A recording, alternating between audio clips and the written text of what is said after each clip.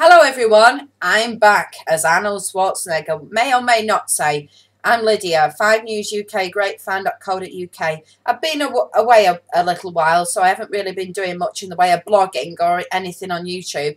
But whenever I do, I always enjoy it. And when it's about home and away or my beloved 5 News, yes, I'm there. I'm back, as Arnold Schwarzenegger may say. Anyway, these are my views on 5 News.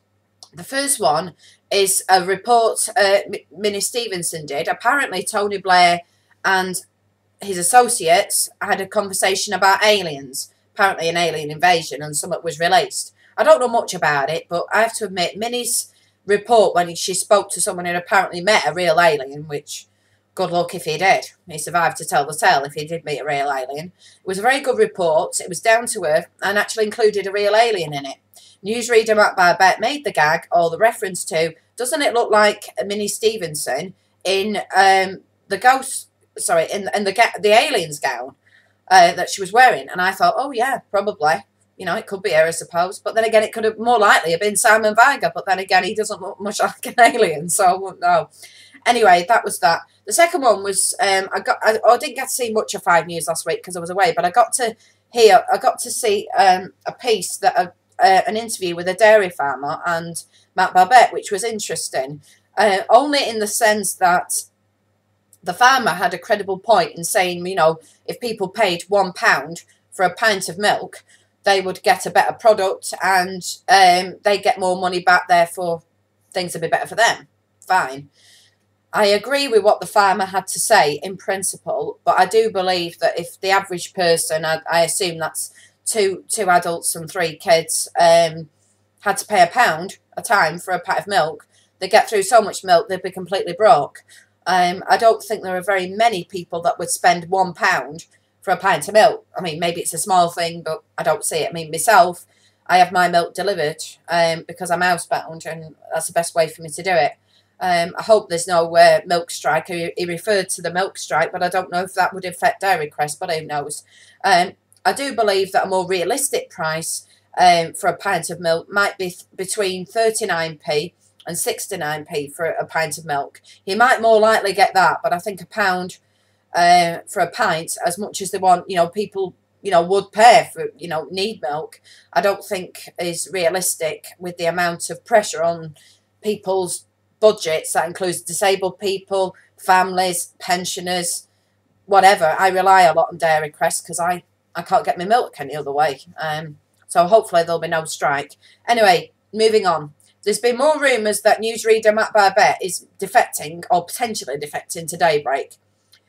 I'm not going to say much on this issue other than to say that I feel that his career would probably sink as quick as the Titanic if he actually did move to Daybreak. But maybe he can save the day. Superman did. Who knows? But I'm not sure that that would be a good move for his career. He's had a couple of people sort of say, you know, we like you, please don't move to Daybreak. Not really enough to really alter that. But if he does move to Daybreak, I wish him well. I hope Katie Goodman will be his replacement. But as someone told me recently, they'd probably more likely replace Matt Barbette with a man. And if they did, I would hope that job would go to Julian Drucker. But my favourite would be Katie Goodman, formerly the lovely Shenkin. Awesome accents included. Anyway, moving on. I know this is going to be a long video. I recently went to London. And I have some pictures to show you because unfortunately the quality was not as good with a disposable camera, and the person taking it thought, I'll do my best, and tried and did a really good job, but the flash played up, so that was that. Anyway, this is a picture, if you can see it, of me, which I don't think you can see it, but never mind. I'll try and put it up a bit closer. I hope you can see it. Bit difficult with the webcam moving, but anyway, that's me outside the Northern and Shell building. And I'll tell you a quick story. I ended up at 5 News purely by accident to do something I felt was important. I'm not going to say what because I'm not going to embarrass myself or the person involved. And I went there and I had a really good time. I had a picture taken with me. I had a picture taken of a statue in the Northern and Shell building 5 News' reception. I think you can see the result. Hopefully you can. It did turn out well. The sound, the lighting, either in the building or on the camera, was so poor that that's the result. Anyway, that was that. And prior to that, we turned up all the way at 200 Grazing Road because we knew 5 News was made at, you guessed it, ITN. It says that they made at ITN. We had no idea that it was maybe made by ITN, but filmed in a completely different building. We found the building in the end. We did find the building in the end, which was this one, the Northern and Shell building. There's me. Hopefully, the Northern and Shell building, if you can see it.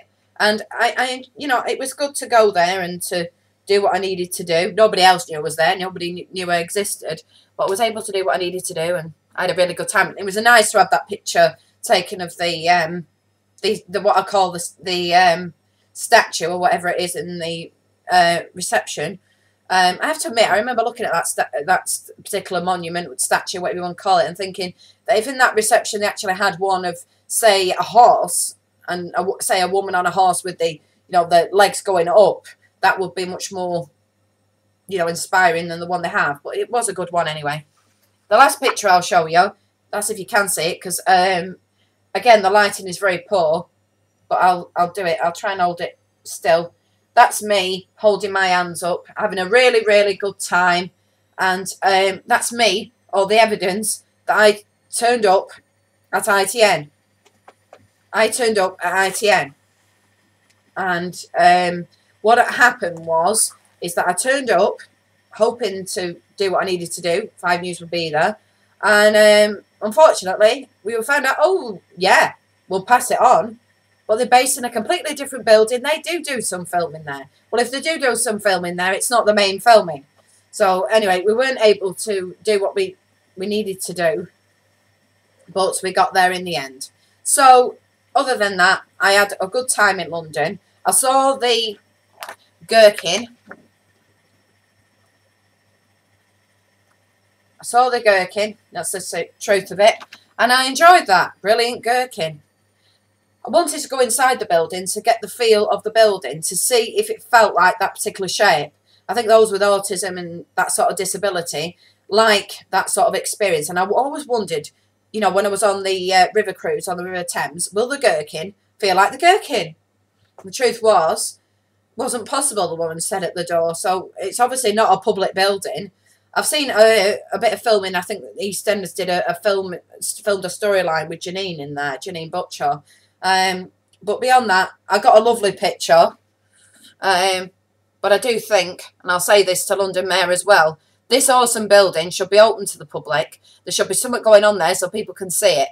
To have an iconic building as good as this, that no one can go in and feel the building, or whether it is that shape, is a bit, from my point of view, I don't know who owns a building, but it's a little bit not very good. Anyway, all the best. Enjoy your day. And just have a think. I'm back!